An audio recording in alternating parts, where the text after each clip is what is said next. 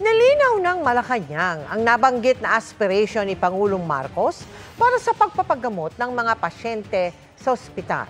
Ang sabi ng Pangulo, hinahangad ng gobyerno na kapag naayos na ang ekonomiya ay wala ng kontribusyon ng pasyente sa pagpapagamot sa ospital. Paglilinaw ni Palace Press Officer Undersecretary Attorney Claire Castro, hindi kontribusyon sa PhilHealth ang tinutukoy na target is zero. Ang tinutukoy anya ng Pangulo ay ang inilalabas na pera ng pasyente para sa panggasto sa ospital. Sa ngayon kasi, bagamat may bahagi ng hospital bill na sagot na ng PhilHealth, may bahagi pa rin ito na ang pasyente ang sumasagot.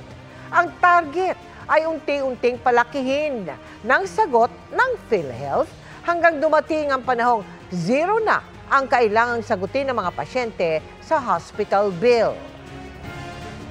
So sa abot na makakaya, ang aspirasyon po ng Pangulong Marcos Jr. ay mabawasan po, o kung pwede nga maging zero, ang out-of-pocket expenses ng ating mga kababayan kapag sila na na-hospital.